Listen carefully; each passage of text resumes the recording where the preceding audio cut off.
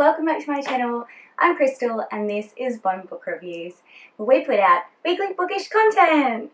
So today we're going to be jumping into my giant pile of books. I have committed a crime. It is a crime that most of us are guilty of, I'm not going to lie. And it is the crime of requesting too many damn books and ending up with an ARC list this long. So today I'm going to go through all of my unread owned ARCs. I'm going to split this up into 3 different categories. So the first category will be my physical ARCs. So this is the ones that either publishers or authors have sent me directly that I have physical copies of. Next up is going to be my Librafm, the advanced listener copies that I've received from Librafm. And then we will jump into my NetGalley ebooks that I have waiting for me. I don't have any audiobooks on NetGalley at the moment, it's just the ebooks. So this can potentially be quite a long video because I do have quite a few, but I want to get them out there and hold myself accountable. And I'm thinking it's also going to come back to when I play pickpong, because I'm thinking as one of my punishments, if I don't finish a month, then the next month I have to pick only ARCs to try and like get through my reads. I don't know, just thinking, we'll see what happens. So let's start with the physical ones first. It's a big fucking stack. Oh shit. Whew. Oh no. Fuck. I have a problem. Okay.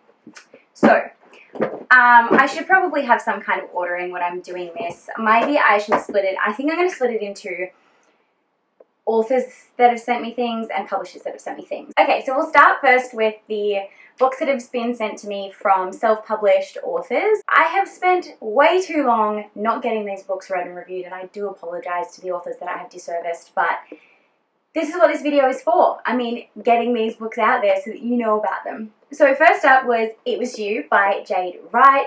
I was gifted this one, actually not by the author directly, but I got it given to me in a Christmas advent calendar, and she's a self-published author from what I can gather, so I did really want to give her a bit of a shout out. I do want to read this and promote it, and yeah, just spread the word, because she's, you know, just trying to grow like any author is. So this sounds like epic. Pretty much, there is a woman by the name of Reagan Penn, and she discovers that her longtime boyfriend has been cheating on her with not 1, but 8 men. So she packs up, moves from Spain back to South Africa, where her best friend is brutally murdered, and she's forced to put her life on hold to take responsibility for her friend's 13-year-old daughter, Harley.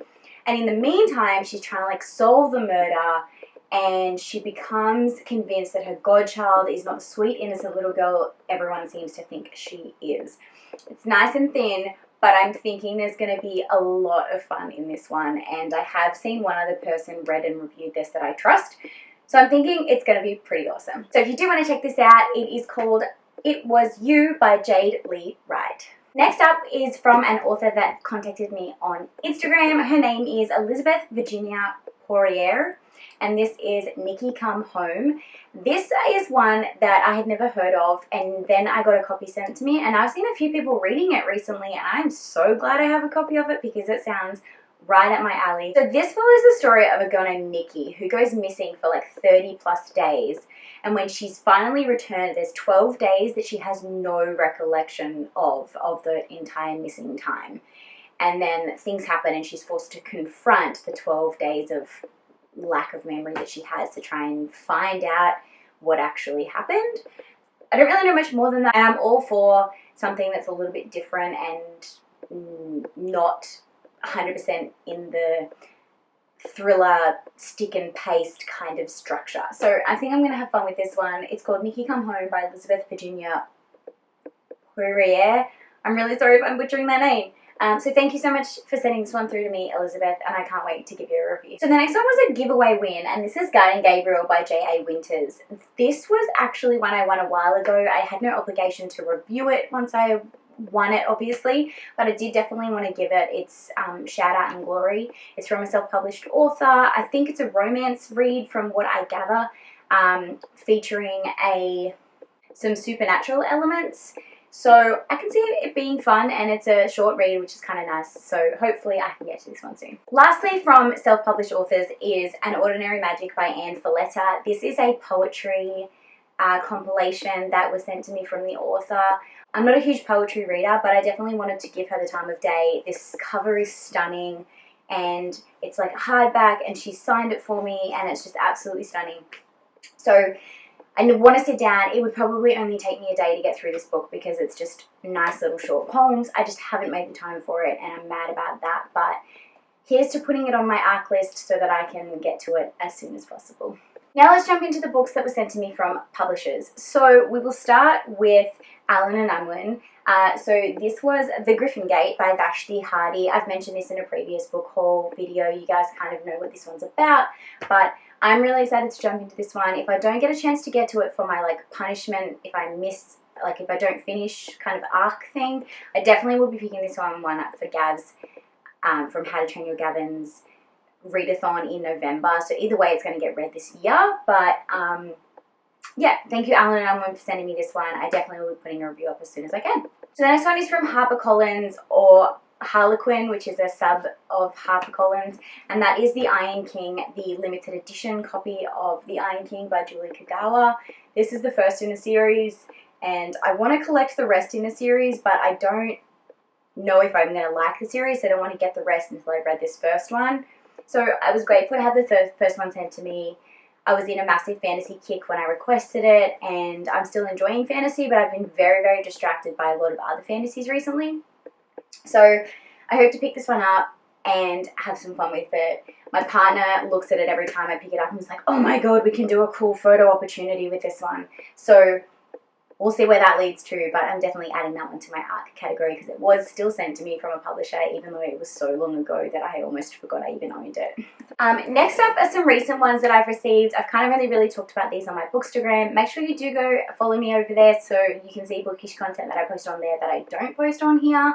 It's at Bon_bookreviews, but I will link it down below for you. These ones are sent to me from Bloomsbury and One World. This next one was sent to me from Bloomsbury, and it is As Far As You'll Take Me by Phil Stamper. You will recognize that name because he wrote The Gravity of Us, which was a LGBTQ romance novel that kind of made its way through the booktube and bookstagram community in the recent months. Well, this is his new one. It has only come out on the 9th of February, so it is quite new and available now if you do want to check this one out. It was sent to me recently from Bloomsbury. I'm very excited to get to it, obviously, because I want to support this author because it is LGBTQ. I think it's a male-male romance. Marty is a man that has chosen to leave his family and go on an adventure and finally be able to be out and proud. And I think it's just going to make me cry, and I'm going to enjoy it. And I have said in my previous video, if you haven't seen it, in my reading goals and life goals, is that I really, really wanted to try and read more LGBTQIA+ books in the months that I am reading. I want to try and do at least one a month. So why not add one to my ARCs list? Another one that was sent to me from One World is His Only Wife by Peace Adzomidi. This is a BIPOC author novel that I am very, very excited. I got this one, sent this one unsolicited, along with As Far As You'll Take Me by Phil Stepman. And I'm so glad they sent it to me because it sounds phenomenal. I am so excited to jump into this. This cover is stunning. And again, I want to read or try and read a BIPOC author or BIPOC story at least one a month. So I'm hoping by adding a few to my ARC list as well as to my shelf, I can make sure I get that covered, even if I need to take the punishment for the month and only use ARCs. I do have 3 books from Scholastic that I am yet to get to, which is Straight On Till Morning, Mirror Mirror, and Unbirthday, which are from the Twisted Tales series. I have read the rest of the Twisted Tales series, but these are 3 that I haven't had a chance to catch up on yet. Straight On Till Morning is What If Wendy Went to Netherland with Captain Hook. It's kind of like a Peter Pan retelling twist. Unbirthday is a what if Wonderland was in peril and Alice was very late. I think it's an Alice in Wonderland twisted retelling. And then Mirror Mirror is what if the evil queen poisoned the prince. Obviously it is a Sleeping Beauty retelling. Another one sent to me recently from Scholastic is The Rebel Rose, which is a first in a series. It's a new series by Emma Thiralt, and I'm really excited to jump in. I think from my understanding it is very much like a Belle has managed to break the enchanted curse and is now happily with the Beast, and they're trying to move forward. So it's like a post Beauty and the Beast kind of sequel, I guess you could say.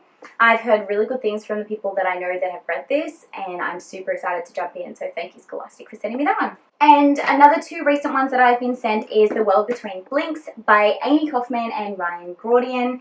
This is another one that I requested in the hope of being able to read it for Gavin's, How to Train Your Gavins middle grade readathon in November, but I think I probably want to try and get to it sooner than that. I absolutely love Amy Kaufman's stuff with Jay Kristoff. I really want to see her collab stuff with another middle grade author who's new that I don't really know much about. So I am excited to get into this one. It sounds like a hell of an adventure, so yeah, it should be fun. And of course I had to add another BIPOC one on there, and that is You Should See Me in a Crown by Leah Johnson. I have seen nothing but great things about this one. I am so excited to jump in, so thank you Scholastic for sending me this one. As soon as I saw that it was being released through Scholastic as the Reese Witherspoon's YA Book Club choice, I had to jump on, and I'm super excited to hopefully fit that one into a TBR pretty soon. So they're my physical arcs that I have. Let's jump into some of my Librafm audiobooks that I have that have been kindly sent to me from Librafm. Should probably grab my phone. Okay, so I have my phone now. You guys, my mother-in-law just got a new kitten. I grabbed my phone to like bring up my Librafm, and she sent me photos of the new kitten. Look at that cute little thing. Oh my god. Anyways, now that the distraction is out of the way. Librafm. I'm trying to get this badly filmed before Anthony gets home from work, and I'm getting so distracted. So I'm a little embarrassed by how behind I am on my Librafm advanced listener copies. They just keep releasing such good fucking choices. Like, it's so hard. The thing I love about Librafm is that Librafm supports local bookstores. They're 100% supportive of the BIPOC and LGBTQ plus IA community. When everything was going down with Black Lives Matter, Librafm was one of the first people to make sure that they encouraged books from that area. And now, to this day, they're still doing that. So every single time that I get a Librafm advanced listener options, there is at least, and I'm saying at least because usually there's more than 2 or 3, but there's usually at least one BIPOC and LGBTQIA+ option just in their advanced listener copies. I don't even know what their entire catalogue looks like, but the fact that even the people that are promoting their business like are having the option to advance listen to books, and they're only giving us 6 options a month, and 2 or 3 of those are LGBTQ or BIPOC, just goes to show how much that they are 100% supporting those authors, and I am down for it. For those who don't know what Librafm is the first audiobook company to allow you to purchase audiobooks directly through your local and independent bookstores. So they're based in Seattle, and they're independent and love everything about local bookstores. So what they do is you pick your favorite independent bookstore, and then every time you purchase something, the money goes, or a certain portion of the money goes to your independent bookstore. You're buying almost directly from them without having to leave the comfort of your own home, and you're able to get it in audiobook form. So everybody wins. Now I do have a referral code down below, so you can go check that one out. I don't think I get anything much from you using that referral code. I think if a certain number of people use it, I get like $5 or something. But for me, I just want you guys to benefit and use Librafm because I'm all for them and I think they're a great company. But if you want to go use that referral code, I mean, it's going to help me as well, but that's not the main reason why I want you to use it. So if I look at my library on Librafm, I currently have, I think it's like 23 audiobooks. I have listened to most of them. So I have 1, 2, 3, 4, 5, 6, 7, 8, 9, 10, 11, 12. I only have 12. Okay, that's all right. I only have 12 unlistened to audiobooks on my Librafm. So I'm just going to work my way from oldest to newest. First up is His and Hers by Alice Feeney. So I'm just going to read you this like short little byline of His and Hers, and that pretty much just summed up the reason why I wanted it. I obviously saw this before it became majorly hyped on YouTube and Instagram, so I just picked it purely on this byline. There are two sides to every story, yours and mine, ours and theirs, his and hers, which means someone is lying. And I was like, yep, need this, love a good thriller, love a good like whodunit thriller, I'm taking it. So that's on there still. So I'm adding that to my ARC list, one more, because I need to get through some of these backlog.